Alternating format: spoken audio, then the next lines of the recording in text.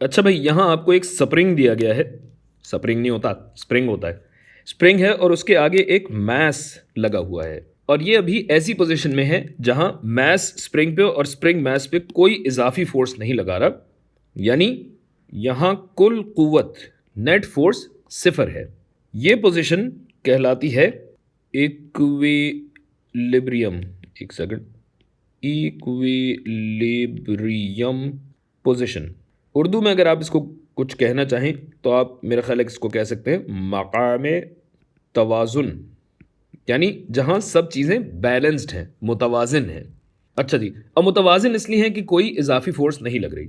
तो अगर मैं इजाफी फोर्स लगाऊं, क्योंकि उसके बगैर तो फिजिक्स हो ही नहीं सकती ना, तो अगर मैं एक इजाफी कुव्वत लगाऊं जिसकी वजह से ये मैस जो है डिस्टेंस डी आगे बढ़ जाए, तो ये जो स्प्रिंग है जिसका स्प्रिंग कांस्टेंट के है, ये भी ज़ाहिर है खिंचेगा। और जब मैं इसको छोड़ूंगा तो इसकी वेलोसिटी कितनी होगी, मास की वेलोसिटी कितनी हो जाएगी, ये अगर मैं मालूम करना चाहूँ तो जाहिर है एनर्जी के हिसाब से ये बनेगा स्प्रिंग की एनर्जी जो कि है हाफ के एक्स स्क्वायर्ड होता है, लेकिन एक्स यहाँ पे यह एक्सटेंशन जो है वो हमने डी ली है, तो हाफ के डी स्क्वायर्ड बराबर होगा इस शय की हर की तवानाई या काइनेटिक एनर्जी के, तो हाफ एम वी स्क्वायर्ड हो जाएगा, जिसमें अगर मैं वेलोसिटी को सब्जेक्ट बनाऊं तो ये बनता है under root K over M into D, क्योंकि ये भी कट जाएगा। तो ये तो तब हुआ जब स्प्रिंग हॉरिजॉन्टल था, मतलब किसी सतह पे बैठा हुआ था, तो इस मैस के वजन का यहाँ पे कोई असर नहीं पड़ रहा था। तो अब आप क्या करते हैं, इस स्प्रिंग को टांगते हैं और इसके ऊपर यही वजन, यही मैस लगा हुआ है। अब क्या होगा, इस वजन की वजह से ये पूरा सिस्टम खुद ब खुद डिस्टेंस डी कुछ तय करेगा। और अब आपको होगा कि हाँ, यहाँ पे तो वेलोसिटी अगर मालूम करनी हो तो कुछ मुख्तलिफ होना चाहिए, लेकिन हमें यह पता लगता है कि यहाँ भी यही सिचुएशन है, यहाँ भी यही सूरत हाल है कि हाफ के डी स्क्वायर्ड बराबर है हाफ एम वी स्क्वायर्ड के, जिसकी वजह से यहाँ भी वेलोसिटी बनती है under root K over M D square, by the way D squared. हाँ, ये कैसे हुआ? तो इस बात, तो चूंकि यहाँ वजन शामिल है तो इसका मतलब है पोटेंशियल एनर्जी से भी कुछ लेना देना होना चाहिए, लेकिन हमें यह पता लगता है कि पोटेंशियल एनर्जी से तो कोई लेना देना इसका है ही नहीं। और क्यों है ये देखने के लिए हम इस सिस्टम को तीन अलग अलग सूरतों में देखते हैं। पहली सूरत क्या है भाई, ये स्प्रिंग है जिसका स्प्रिंग कांस्टेंट के है, यही वाला स्प्रिंग, इसको आपने टांगा हुआ है। अच्छा, ये याद रखिएगा कि हम अज्यूम करते हैं, हम इस कयास के साथ चल रहे हैं कि इस स्प्रिंग का अपना कोई वजन नहीं है, वरना जाहिर है ये अपने वजन से ही खिंच जाएगा। तो हमने ऐसा स्प्रिंग लिया है जिसका अपना कोई इजाफी वजन नहीं है, कम से कम चलें ये कह लें। ठीक है भाई, अब जब इसके ऊपर वजन लगाया जाता है और लगाने के बाद हम इसको सुकून में आने देते हैं, रेस्ट पे आने देते हैं, तो क्या होता है भाई कि जाहिर है इस स्प्रिंग में कुछ खिंचाव आ जाता है। ठीक है, तो हम ये कहते हैं कि जब वजन नहीं था, अगर इस सतह से हम देखें तो इस नई सतह तक का जो फासला है, यानी ये जो नया मकामे तवाजुन यानी न्यू इक्विलिब्रियम पोजीशन जो है, यहां तक का फासला है, इसको मैं कह देता हूं ए। फिर क्या होता है, तो अगर ये इक्विलिब्रियम पोजीशन है तो जाहिर है यहां भी कुव्वतों का हासिल जमा सिफर होना चाहिए। कुव्वतें क्या क्या हैं? अगर मैं ऊपर की समत को मुस्बत लूं तो ऊपर की समत में कौन सी फोर्स लग रही है? जाहिर है जो स्प्रिंग इसको खींच रहा है, और स्प्रिंग की कुव्वत होती है F इज इक्वल टू के एक्स, जबकि नीचे की तरफ क्या लग रहा है, नीचे की तरफ इस शय का वजन है जो कि mg है, ये बराबर हुआ सिफर के।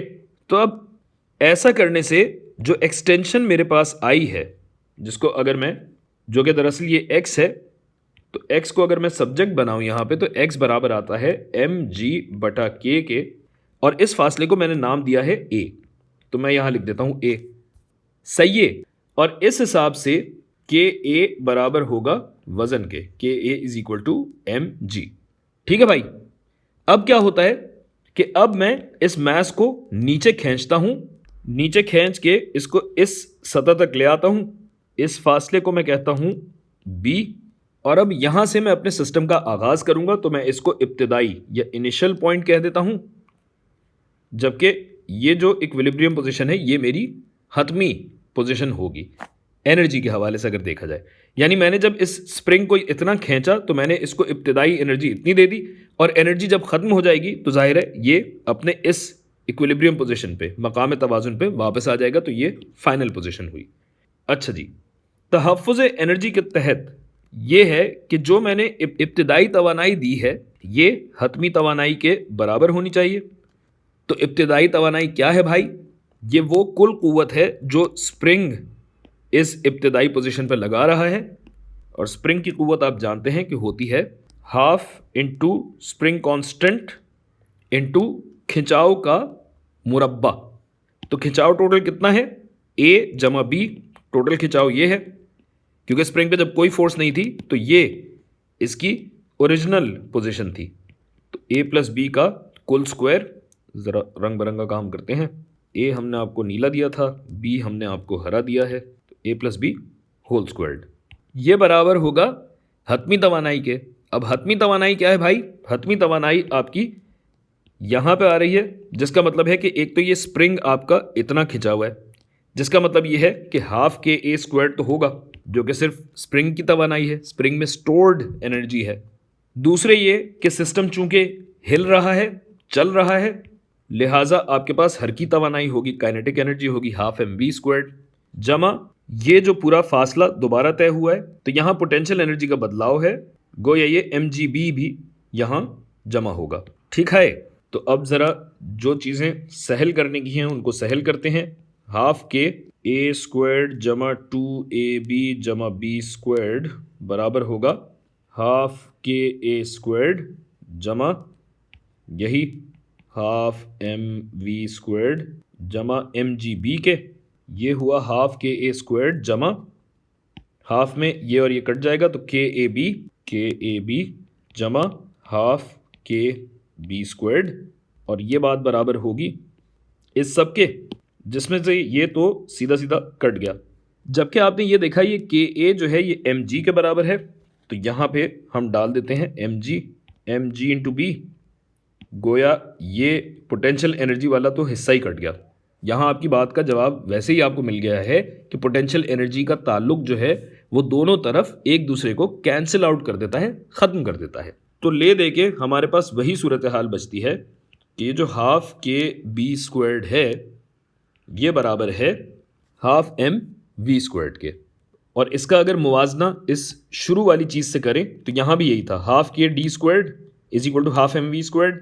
यहाँ भी आपके पास वही हो गया, और ये साबित हो गया कि स्प्रिंग चाहे अर्ज में हो या तूल में, पोटेंशियल एनर्जी का इस पे बहरहाल कोई असर नहीं होता।